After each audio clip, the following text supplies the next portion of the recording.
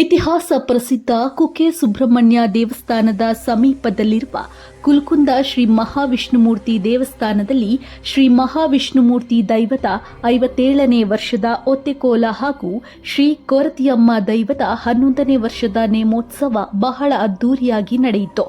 ಕಳೆದ ಮಾರ್ಚ್ 3ರಂದು ಸಂಜೆ ಭಂಡಾರ ಹೊರಟು ರಾತ್ರಿ ಮೇಲೇರಿಗೆ ಅಗ್ನಿಸ್ಪರ್ಶ ಹಾಗೂ ಅನ್ನಸಂತರ್ಪಣೆಯ ಬಳಿಕ ಮಧ್ಯರಾತ್ರಿಯಿಂದ ದೈವ ನಡಾವಳಿ ನಡೆಯಿತು.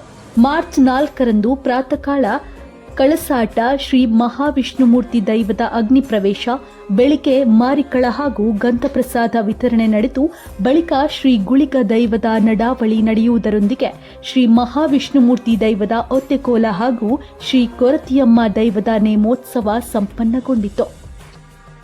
ಇದು ನಮ್ಮೂರಿನಲ್ಲಾದ ಒತ್ತೆಕೋಲದ ಮಾಹಿತಿ. ಇನ್ನು ನಮ್ಮ ತುಳುನಾಡಿನ ಹೊರತಾಗಿ ಬೇರೆ ಬೇರೆ ಊರಿನ ಜನರಿಗೆ ಒತ್ತೆಕೋಲ ಅಂದ್ರೆ ಏನು ಅಂತ ಅಷ್ಟಾಗಿ ತಿಳಿದಿರ್ಲಿಕ್ಕಿಲ್ಲ. ಇವತ್ತು ಈ ವಿಡಿಯೋದಲ್ಲಿ ನಿಮಗೆ ಒತ್ತೆಕೋಲ ಅಂದ್ರೆ ಏನು ಅನ್ನೋದನ್ನ ತಿಳಿಸುವಂತಹ ಸಣ್ಣ ಪ್ರಯತ್ನವನ್ನ ಮಾಡ್ತೀನಿ. ವಿಡಿಯೋವನ್ನ ಕಂಪ್ಲೀಟ್ ಆಗಿ ವೀಕ್ಷಿಸಿ. ನಾನು ಕೂಡ ತುಳುನಾಡಿನ ಹುಡುಗಿಯಾದ್ರೂ ಕೂಡ ಚಿಕ್ಕ ವಯಸ್ಸಿನಲ್ಲಿ ನೇಮೋತ್ಸವಗಳಿಗೆ ಅಪ್ಪ ಅಮ್ಮನ ಜೊತೆ ಭಯ ಪಡ್ಕೊಂಡೇ ಹೋಗಿ ನೇಮೋತ್ಸವಗಳನ್ನ ನೋಡ್ತಾ ಇದ್ದೆ. ಆದ್ರೆ ಇದರ ಕತೆ ಕೇಳಿರ್ಲಿಲ್ಲ.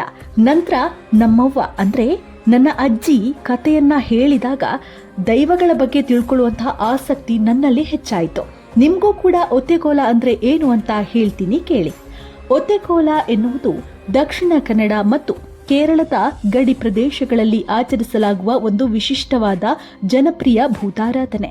ಇದು ವಿಷ್ಣುಮೂರ್ತಿ ದೈವವನ್ನ ಮಾತ್ರ ಆರಾಧಿಸಲಾಗುತ್ತೆ. ಅಂದ್ರೆ ಈ ಒಂದು ಒತ್ತೆಕೋಲದಲ್ಲಿ ಈ ಒಂದು ವಿಷ್ಣುಮೂರ್ತಿ ದೈವವನ್ನ ಮಾತ್ರ ಆರಾಧಿಸಲಾಗುತ್ತೆ. ಆದ್ದರಿಂದ ಇದನ್ನ ಒಂದೇ ಕೋಲ ಅಥವಾ ಒತ್ತೆಕೋಲ ಅಂತ ಹೇಳಲಾಗುತ್ತೆ.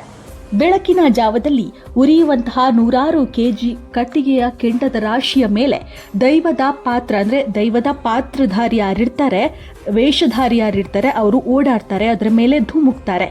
ಕೇರಳದ ಮಲಯಾಳಂ ಮೂಲದ ಮಲವ ಜನಾಂಗದವರು ಈ ಒಂದು ವೇಷವನ್ನ ಕಟ್ತಾರೆ. ಜೊತೆಗೆ ಇದು ಹೆಚ್ಚಾಗಿ ಹರಕೆಯ ರೂಪದಲ್ಲಿ ನಡೆಯುತ್ತೆ. ಹಿರಣ್ಯ ಕಶಿಪುವನ್ನ ಸಂಹರಿಸಿ ರೌದ್ರಾವತಾರ ತಾಳಿದಂತಹ ವಿಷ್ಣುಮೂರ್ತಿ ಆ ರೌದ್ರತೆಯನ್ನ ಕಡಿಮೆ ಮಾಡಿಕೊಳ್ಳಲು ಕೆಂಡದ ಮೇಲೆ ನರ್ತಿಸ್ತಾನೆ ಅಂತ ಪುರಾಣಗಳಲ್ಲಿ ಹೇಳಲಾಗುತ್ತೆ. ಇದು ತುಳುನಾಡಿನ ಇತರ ದೈವಾರಾಧನೆಗಳಿಗಿಂತ ವಿಭಿನ್ನವಾಗಿ ದೇವರನ್ನ ಆರಾಧಿಸುವಂತಹ ವಿಶಿಷ್ಟ ಪದ್ಧತಿ. ಇದು ಒತ್ತೆಕೋಲದ ಬಗ್ಗೆ ಸರಳವಾದ ಮಾಹಿತಿ. ನೀವು ಒತ್ತೆಕೋಲವನ್ನ ನೋಡಿದ್ದೀರಾ? ತಿಳಿಸಿ. ಈ ವಿಡಿಯೋ ಇಷ್ಟ ಆಗಿದ್ದಲ್ಲಿ ನೀರಾ ನೆಸ್ಟ್ ಸಬ್ಸ್ಕ್ರೈಬ್ ಆಗಿ, ಲೈಕ್, ಶೇರ್, ಕಮೆಂಟ್ ಮಾಡಿ. ಧನ್ಯವಾದಗಳು.